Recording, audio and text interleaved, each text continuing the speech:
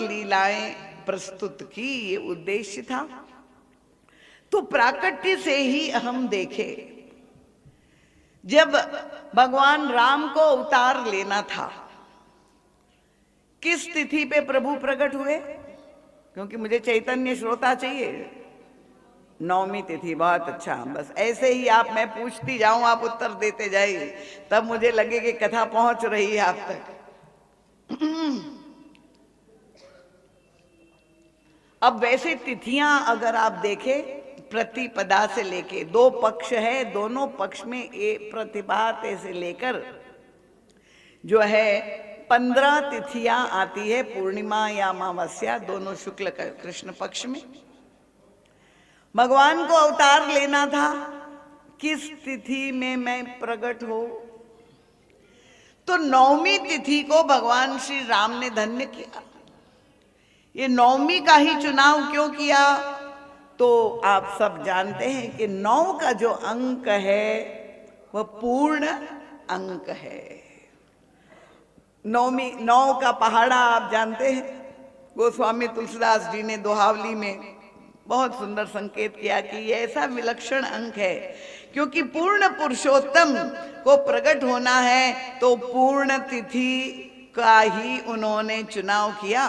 कितना ही 9 का पहाड़ा, दुगुना तिगुनो चौगुनो पंच षष्ठ और 7, 8 ते पुनि 9 गुनो, तो 9 के 9 रही जात, वो पूर्ण एक रस अंक है।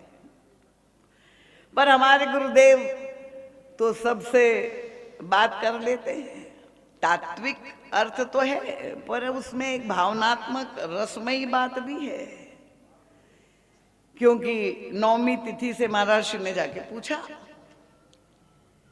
कि तुम्हें ये कैसे सौभाग्य प्राप्त हुआ, और नवमी ने जो बताया वो भी हमारा गुरुदेव ही सुन पाए।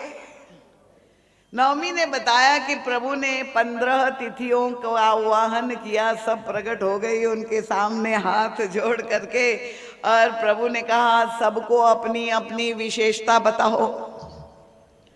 तो प्रतिपदा से शुरू हुआ। उसने कहा मैं सबसे पहली आती हूँ, प्राथमिकता मुझे सबसे महत्वपूर्ण।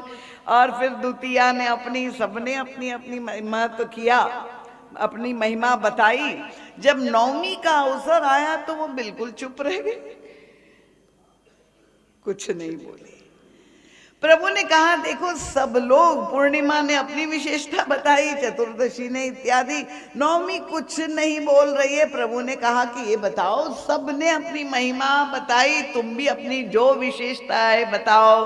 नवमी ने कहा मुझ में कोई विशेषता हो तब तो बताओ, मुझ में तो किसी भी प्रकार की विशेषता नहीं, मैं तो रिक्ता तिथि हूं, खाली हूं, मुझ में कोई विशेषता नहीं। प्रभु ने कहा अच्छा तुम रिक्ता हो तो फिर भरा तो उसी बर्तन में जा सकता है जो खाली हो। जो भरा हुआ छलाछल बर्तन होता है उसमें भगवान भी चाह करके कुछ कृपा नहीं डाल सकते। तो जो रिक्ता तिथि है अपने आप में पूर्ण होते हुए भी इतनी विनम्र है कि वो कहते मुझ में किसी भी प्रकार की विशेषता नहीं। धन्य किया नवमी। नवमी तिथि मधुमास पुनीता, शुक्ल पक्ष अभिजित हरिप्रीता। और भगवान श्याम सुंदर को आना था। वे किस तिथि पे आए? अष्टमी। बहुत अच्छा। अब अष्टमी तिथि को भगवान श्याम सुंदर ने धन्य क्यों किया? महाराज जी कहते हैं ये 8 का जो अंक है वो प्रकृति का अंक है। क्योंकि ईश्वर कौन है? प्रकृति पार पुरुष ब्रह्म है। वो प्रकृति पार पुरुष को जब प्रकृति में प्रकट होना है तो प्रकृति का जो स्वभाव है वो 8 के अंक में प्रकट होता है। कैसे?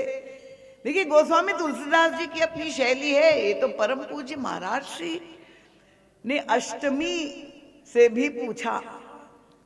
देखिए 8 का जो पहाड़ा है, आप लोग सभी गणितज्ञ भी है, जानते ही हैं कि 8 को दूना करेंगे क्या हो जाएगा 16। बहुत अच्छा। 6 और 1 कितना हुआ 7। 8 को तिगुना कर देंगे 24, 2 और 4 6 हो गया। और 8 को 5 गुना 4 चौगुना कर देंगे, 8 चौकू 32, 3 और 2 5।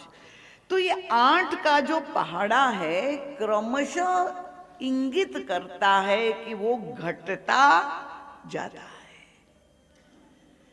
और इसका मतलब क्या हुआ कि प्रकृति कभी एक रस नहीं हो सकती। ये जो घटता जा रहा है ये इंगित कर रहा है कि प्रकृति में भी विकृति आती है। तो इसलिए भगवान श्री कृष्ण को जब प्रकट होना है अर्धरात्रि के समय, अष्टमी में, वर्षा ऋतु में,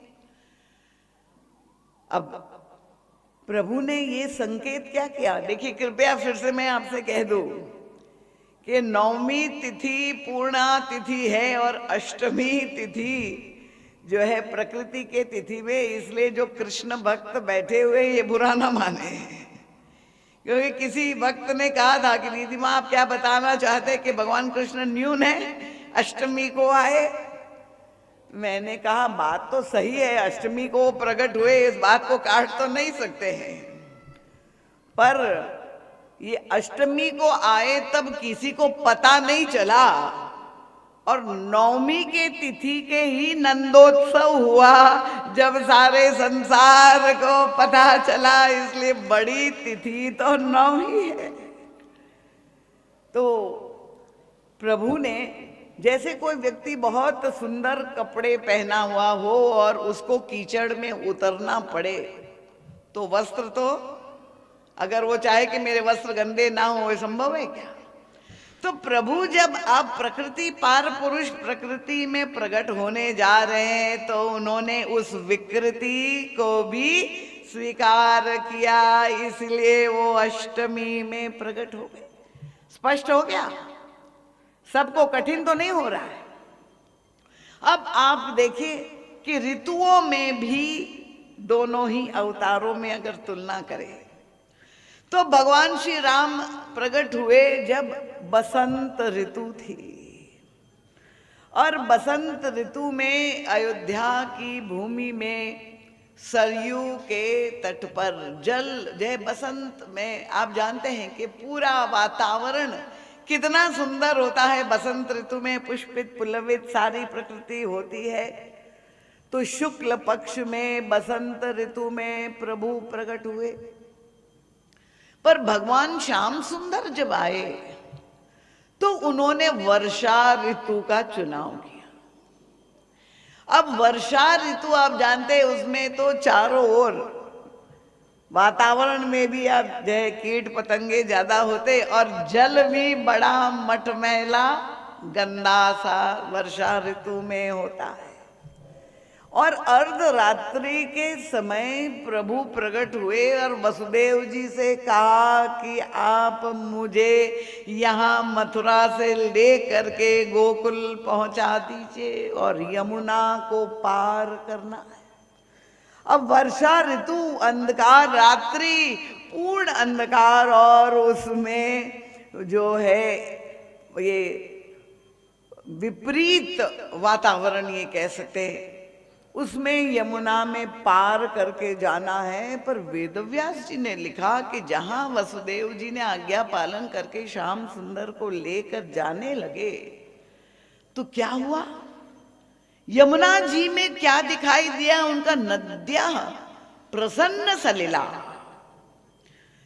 परम स्वच्छ हो गई यमुना जी, परम शुद्ध पवित्र हो गई।